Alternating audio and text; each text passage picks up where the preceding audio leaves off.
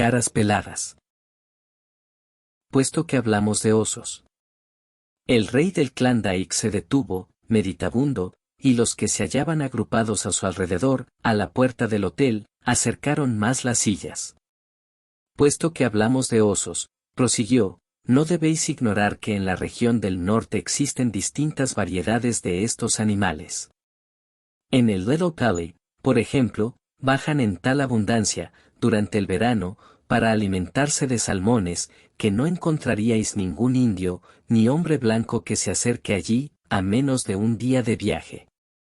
Y en lo alto de las Rampart Mountains hay una especie muy curiosa, llamada el oso pardo de las laderas.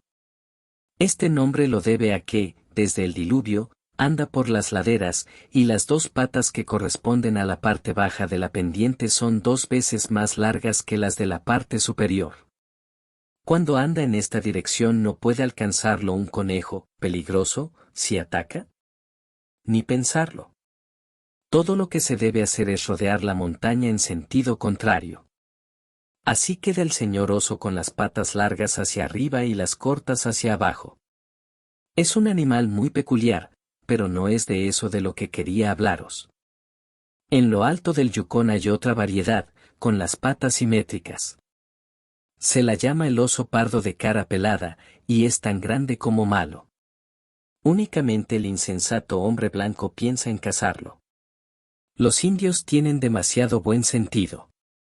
Solo una cosa hay que decir acerca del oso de cara pelada, que jamás se vuelve ante ningún mortal.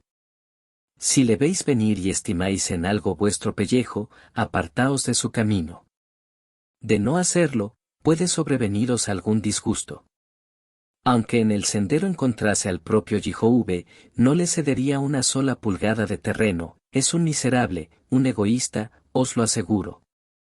Pero entonces no sabía yo nada de esto. Al llegar al país era un ignorante en materia de osos y únicamente recordaba haber visto de joven un grupo de cinamomos y esa pequeña variedad negra, que no es de temer.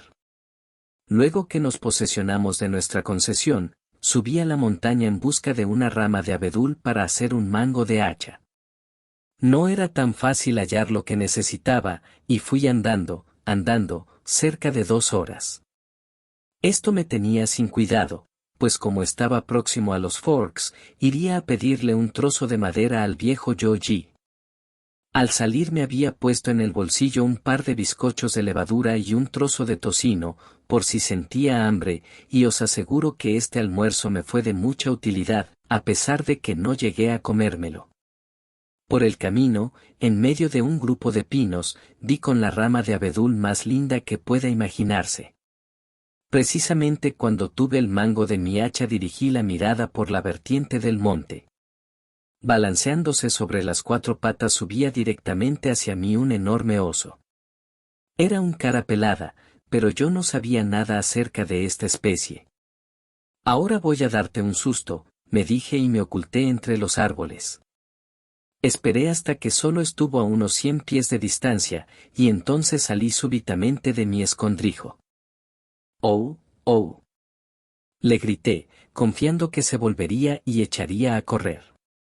¿Volverse? Lo que hizo fue levantar la cabeza para mirarme bien y siguió avanzando. ¡Oh, oh! Volví a gritar con más fuerza que antes. Pero el oso continuó aproximándose. ¡Maldito seas! Dije medio loco, para mi capote. Yo te haré retroceder.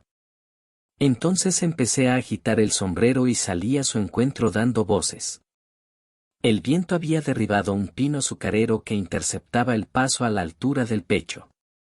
Me detuve junto al árbol y vi que el oso avanzaba sin detenerse.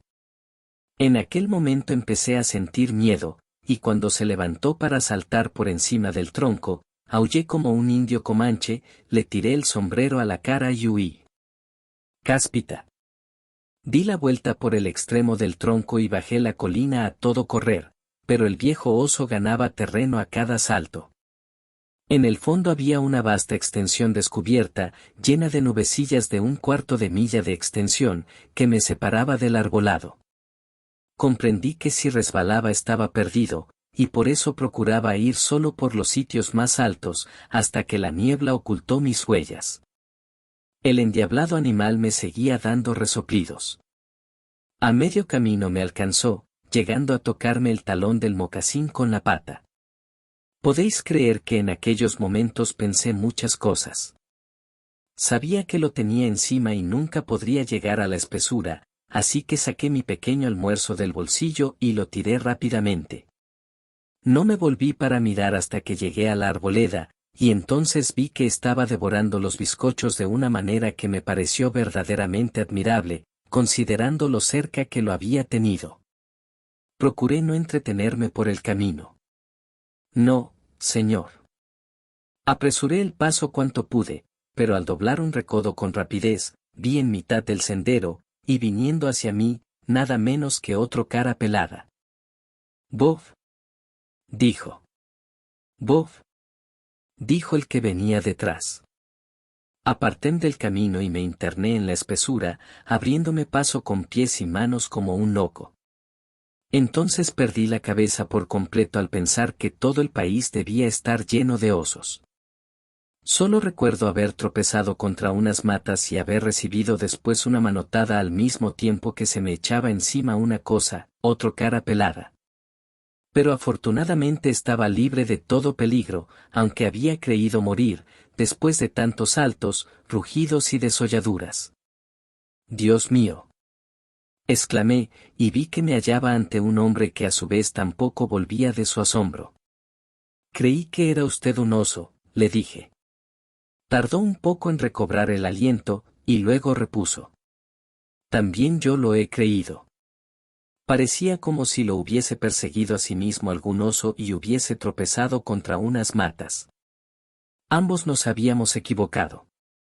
Pero entonces oímos un ruido terrible en el camino y no nos detuvimos para darnos más explicaciones. Por la tarde vimos a Yoji, y nos armamos de rifles, volviendo a aquel lugar, dispuestos a hacer frente a los osos de cara pelada.